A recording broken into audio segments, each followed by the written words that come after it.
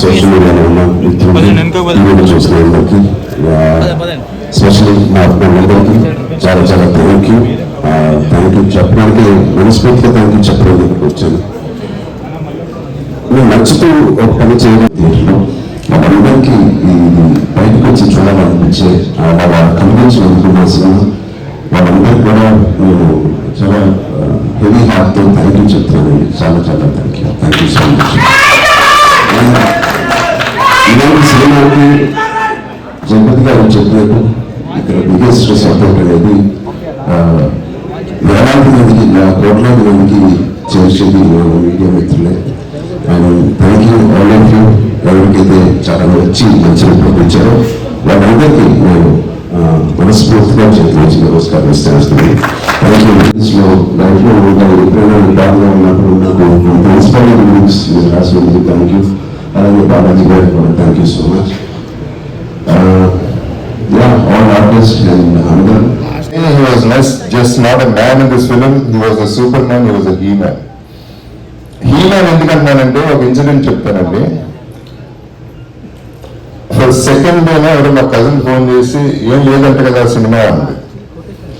అదే మనిషి ఇవాళ ఫోన్ చేసింది. He-Man అనే సినిమాకి వెళ్ళింది అండర్ స్టూడియోస్ లో. అక్కడ ఇందాక వచ్చిన పోస్టర్ లో చరణ్ నుంచున్న షార్ట్స్ లో నుంచున్న గడవట్టు నుంచున్న షార్ట్ పక్కన ఫోటోలు దిగుతున్నారు audience. That means Peddi is become a cult. That is Peddi. So that is what inspired me today. అందరూ అన్నారు మండే మార్నింగ్ చూడాలని. ఈ సినిమాకి ఏ డే లేదు, ఈ డే లేదు, ఆ డే లేదు. ఏ డే అయినా ఒకటేనే, పెద్ది డే.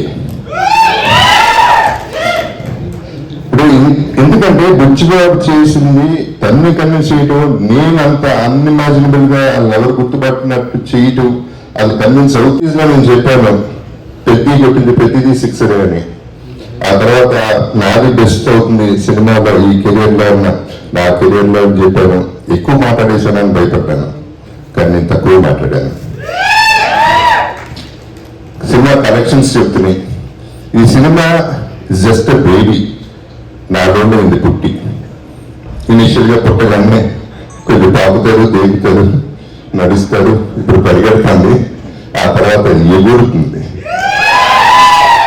ఎక్కడికో ఎగురుతుంది. చూడండి ఎక్కడికి ఎగురుతుందో మీకు తర్వాత చెప్తారు. So I have to thank. ఈ సందర్భంగా చిరంజీవి గారికి ఒక థ్యాంక్స్ చెప్పాలి. ఎందుకంటే నేను ట్వీట్ చేసినప్పుడు అందరి పేరు చెప్పారు. న్యాచురల్లీ కాంప్లిమెంట్ చేస్తూ, కంగ్రాచులేట్ చేస్తూ నా బ్రదర్ జగపతి గారు ఉన్నారు. Sir thank you sir. That's the biggest compliment I got from him.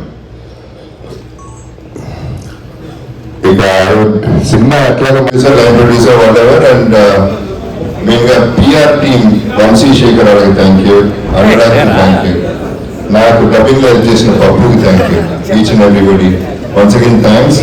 And bad reviews రాసిన వాళ్ళకి మరింత థ్యాంక్స్. ఎందుకంటే తెలియకుండా చాలా హెల్ప్ చేశారు మీరు. అందరికీ థ్యాంక్ యూ అండి.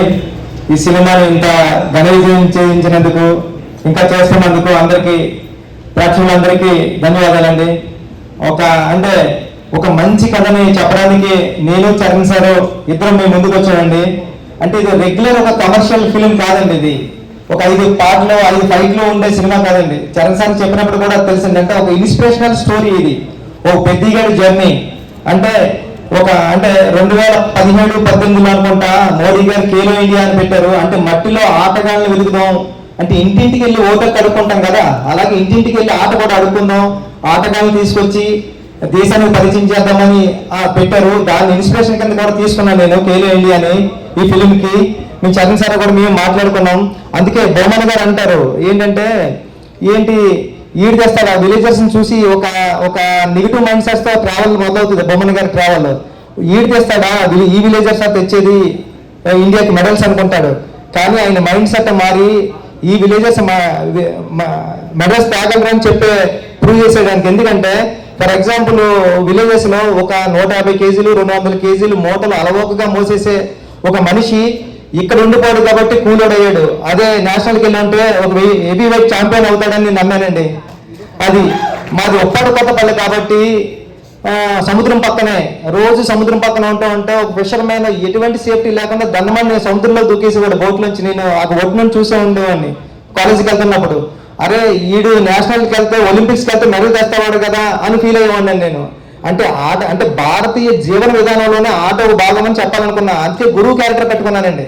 అందుకే హీరో మూట మోసి గిరేస్తే అది కుస్తీ బాంగిడి పొట్టని, వాటర్ మోస్తే ఇంకొకటని, ఇలా ప్రతి ఆటలోనే అంటే భారతీయ జీవన విధానంలోనే ఆట ఉందని చెప్పాలనుకుని చాలా ప్రయత్నం చేసామాట అండి ఈ కథ. అంటే అలవోకగా ఏదో నార్మల్గా చెప్పేయచ్చండి. కమర్షియల్ ఫిల్మ్ స్టూడియో ఉంటే దానికి వెళ్ళి చూశాను. చూస్తుంటే అందరూ కూర్చొని స్క్రీన్ మీద ఎలా ఉంటే ఇలా బ్యాక్ తిరిగి చూసే ఆడియన్స్ని, స్క్రీన్ అవుట్ చూడలేదు. ఎందుకంటే డైలాగ్ అంటే చూస్తుంటే అందరూ కళ్ళంటే మీరు తెలుసుకుంటారండి. అంటే లాస్ట్ 40 minutes నేను ఏదైతే నమ్మానో అది జరిగింది.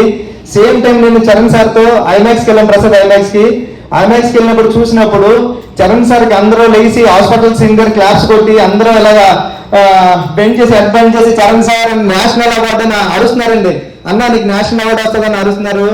ఇంతకన్నా ఇది కదరా కావాల్సింది, నేను వచ్చిన పని అయిపోయింది, సినిమా చేసిన పని అని అనుకున్నా. థ్యాంక్ యూ అండి సతీష్ గారు, ఈ సినిమా నమ్మినందుకు, మీరు నాకు ఈ సినిమా ఇచ్చినందుకు లైఫ్ లాంగ్ మీకు రుణపడి ఉంటానండి. రవి గారు అందరికీ థ్యాంక్ యూ అండి. ఈ సినిమా థియేటర్స్లో ఉంది, చూడండి. ఫ్యామిలీ సమ్మర్ హాలిడేస్ ఎంజాయ్ చేసినట్టు ఎంజాయ్ చేయండి. అమ్మమ్మ గారు ఇంటికి వెళ్తారు కదా, ఫ్రెండ్స్ ఇంటికి వెళ్తాం కదా, అలాగే పెద్దగారి ఇంటికి